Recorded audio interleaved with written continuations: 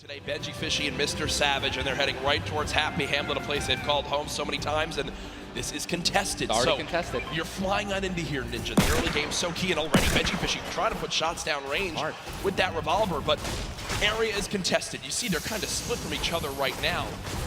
What are their comms like in this exact moment? I mean, I think right now they're just going to be trying to hear exactly where these guys are, footsteps, any type of information they can pass off to one another is going to be very important. They've been practicing this landing. I'm pretty sure I watch these guys play literally every week because they're from EU, so they were before NA qualifiers. Yeah. And yeah, this is exactly where they normally land. Savage and Benji, they don't always land on top of one another. And you're honestly at a disadvantage if you do land in the same house because you're going to be getting less shields of one another, right? Less chances. It's like Landjock and Punisher go out very, very early in this first game to Tetra and on the flip side, the new Rogue members.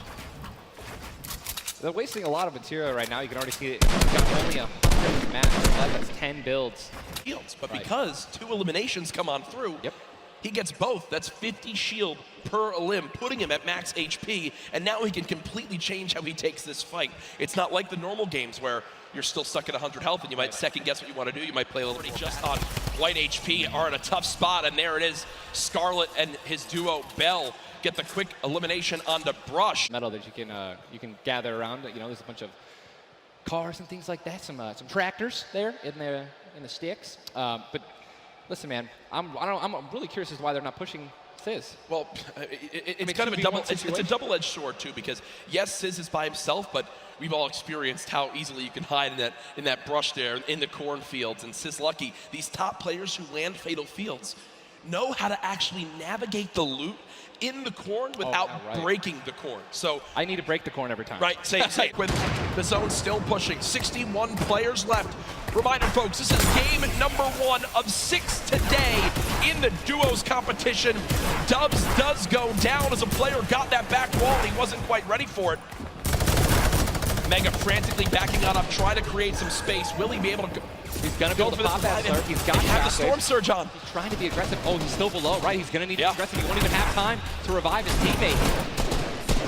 His teammate got finished, actually, so he's got all the shields in the world. He can get back up to full health. Storm Surge is still ripping him apart. That slurp is barely keeping him alive. Hitting him for 25 damage every time it winds up ticking.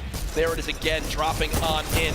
Mega's hand is forced. Some big damage right there, still below, as players are continuing to drop all around, but Mega doing a solid job of keeping himself alive right now. Sprint back over to that fight, I think so.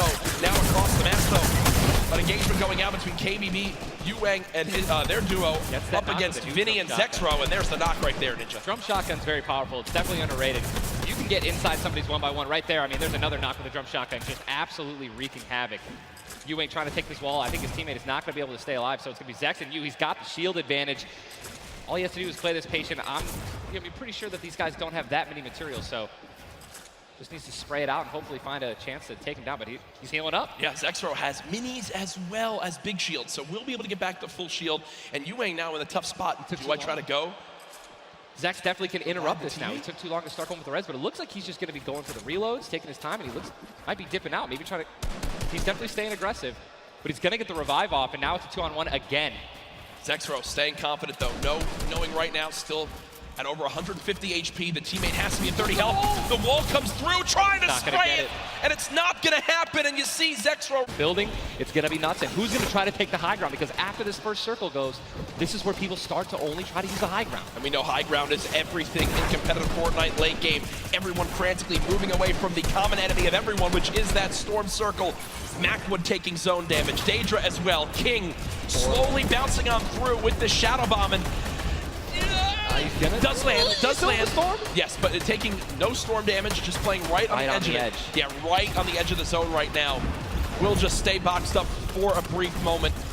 As now there's 36 players remaining. Stompy in the elimination feed. Arkram now goes down as well. You can see the elimination feed on the top left to keep track of your favorite players. There's so much is going on. This is what tunneling is. When you hear players mention tunneling, this is it right here. You move with the zone, you tunnel your way in, give yourself cover, but not a lot of materials left. Only 22 builds, and this zone is stacked. But look who's on the high ground. It's Mr. Savage and Benji Fishy. That would be your 2 picks, so good for you. All right, I have to owe you a bet there, man. What's that? All right. Bongo, unfortunately, do we still know if Micho's still alive? I mean, listen, people are dying left and right, being eliminated. More Savage just used another shockwave grenade. He already had high ground, though. The question is, are people going to try to take it? You know that if you really want the chance to win this, you're going to have to try to take the high ground off them or have a rocket launcher to just take him out of it. He's just so weakened. Mr. Savage just looks up and beams the player out of the air. It's all Benji, Fishy, and Mr. Savage in the elimination feed right now. 24 players left in this one. But 20 duos. There's almost no duos remaining, Ninja. Right, it's all solos, and this is kind of what's going to happen, man. Mr. Savage goes down. It's up to Benji, and listen, Benji's been in this position before. We know he can handle it. Nitro's still in the game as well. I just saw him. He looks incredibly healthy, but now taking some storm damage. Benji's just going to try it. Listen, look at the materials. Not a lot left. They're only using their shadows. I think he has one build left. Yep. That's it. That's all he has. Well, he's got 10 total builds. 10 total builds. He's just trying to outlast as many players as possible. Remember these placement points. We've made it into our top 10 duos. Now into our top 8. Zayt and Saf now. Zayt and Saf now on the high ground. This game. One of the few, the only duo left. This has a Zayt and Saf win written all over it. Mitro, Mongrel's duo. Was all by himself very early on, still alive in this one. 40R Storm now getting beamed. Can the North American duo of Zayt and Saf close this out? Raining down fire from up top. You see the frantic builds coming in.